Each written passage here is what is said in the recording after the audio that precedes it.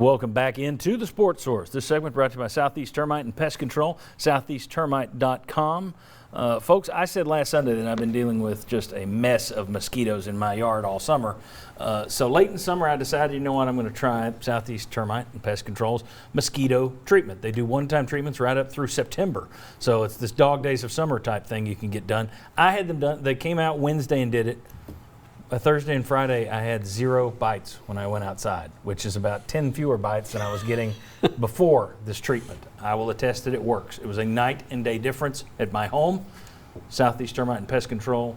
You can get in touch with them for 1 or 2 time mosquito service here this summer, in the last month here of the summer.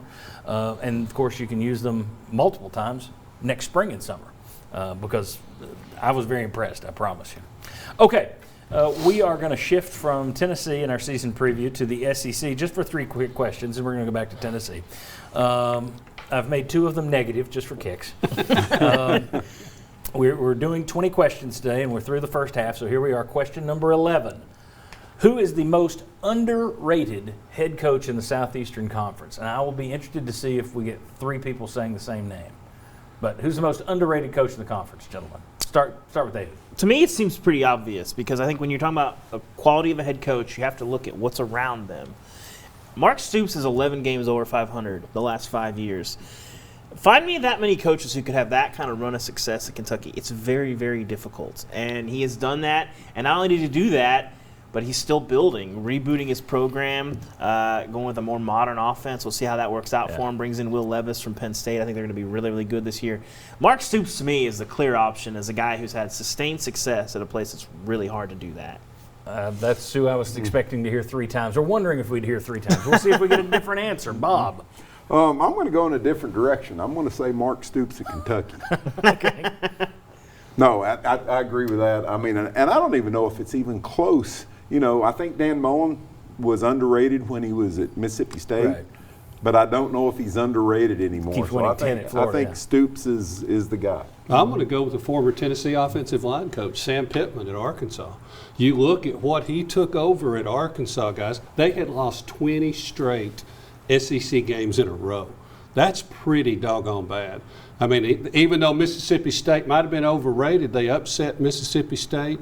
The way he's turned that around, I think last season they were like plus 51 in total offense over the previous year.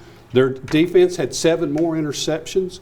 He had been there before as an assistant coach. He's got 32 years of experience. He's way, way, way underrated. I want to see a longer track record. Yeah, he's underrated. I mean, that was one year in a weird year. It didn't end well last year. Yeah, It so started I well, want to it see ended, some more track record. I wondered if we'd have 3 people that said Mark Stoops, and since Chuck was so very wrong, I will step in and be the 3rd person to say Mark Stoops.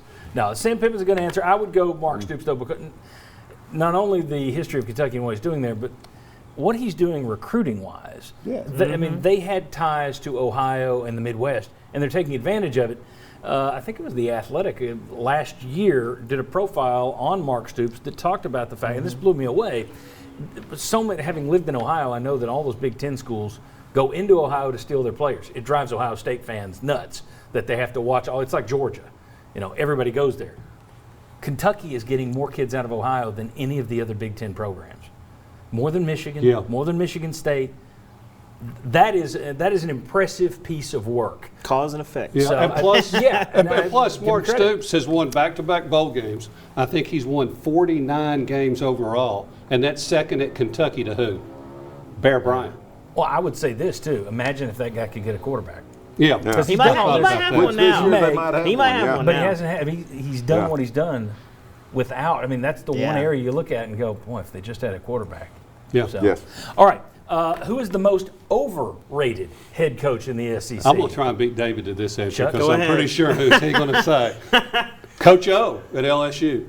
I mean, to go from 15-0 to 5-5, and when you think about coaches that are already pretty close to the hot seat, I think his seat's hot and humid at LSU. Overrated as a head coach. Yeah, it's tough because he did win a national championship, and Right. it's like you feel bad, but you look around and you say, how much of that was our friend over in Carolina, and how much of that was Coach O, and then you follow that up by an obviously misguided hire in Bo Pelini that you have to bail on halfway through the season. That's obvious 15 minutes through the season that it was bad. So, yeah, you got to go Coach O in my mind. Where are you going?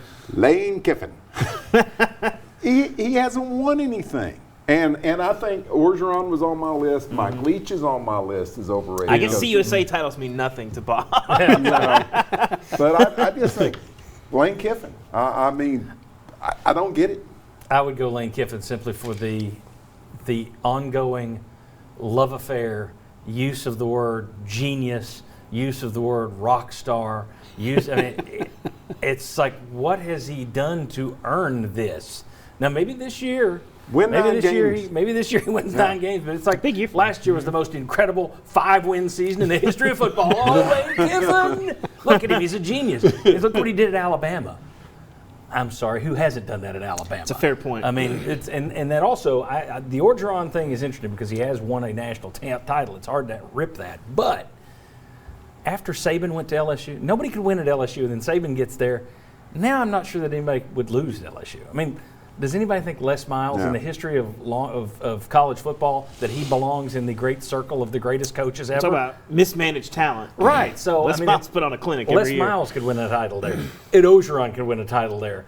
I'm not as impressed by winning a title at LSU as I was when Saban won his there. And even though I went against Orgeron, I'll be surprised if he's there in 3 years. Yeah, I was going to say, 3 years. What's Maybe the two. C note on the first one to be fired between Lane Kiffin or Orgeron? Billy And I agree with you Napier saying. is just kind of hanging out, just waiting. Yeah. All right, let's do one more on the SEC thing, and I'll give you some teams here, so don't blurt out an answer. But which SEC team is most likely to flop and fail to meet expectations in 2021? And let me give you the whittled down list based on the Media Days predictions for the top 4 teams in each division. In the West, it was Alabama, Texas A&M, LSU, and Ole Miss. In the East, it was Georgia, Florida, Kentucky, and Missouri. Which of those 8 teams is most likely to crash and burn this year? Bob, you want to start? Yeah, I tell you what, I'm going to go with Florida. I think there's a lot of questions down at Florida, and I wouldn't be surprised. And is 8-4 flopping?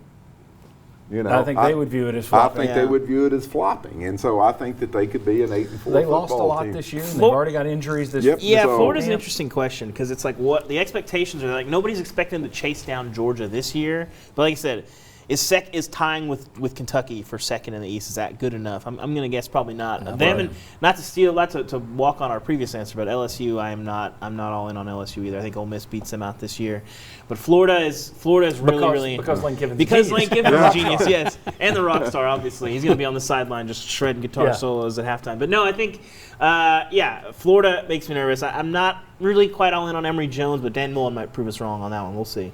You know, you wonder about Texas A&M because it seems like they lost a lot. But on those lists, I mean, I would think, why is all the love for Missouri?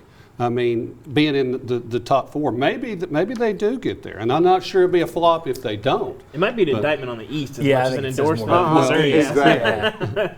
But still, I mean, the ones you reeled off there, that's who came to mind for I mean, me. I'll Here's the say thing. this: if Drinkwitz has a good year again this year, then I'm going to start putting him in the underrated watch list. He's Because done a nobody- nice job. He's He recruiting did. really well. He found his I quarterback. mean, Missouri could be very mediocre and still be 4th in the East. Yep. I mean, they could be Right. 6-6 and be 4th Yeah. in the East. And that's not necessarily a flop, but there's a lot of people giving them real high chance to move up, and I don't see that happening. I'll take my chips and move them all into the table. Yeah. Ole Miss. We'll see how Lane Kiffin runs his program, and I'll be happy to bow and curtsy to Lord Kiffin if he does have a great year this year. But I want to see it first, rather than he has that word genius kicked around an awful lot. I hope Matt Corral's mom isn't a viewer. Well, She and might here's not the be. deal: if they go Well, now 7, he's something. He's special. if they go 7-5, is that success for Ole That's a Miss? good For question. the hype that's being thrown on them, no. I want anything less than 10 wins. I win this question. Well, but 8-4 might sneak them into the postseason top 25. It'll be interesting. That's you sort of have to define expectations, Especially in the they're West. they're in the snake pit in the West. Right. You got to figure all that. I'll stuff define out. them at the end of the season when it fits my answer. All right. Fair enough. When we come back, who will Vol fans' favorite player be this year? And then also, what do we expect in terms of attendance at Tennessee. Come on back. We'll get back on the Tennessee season preview next on the Sports Source.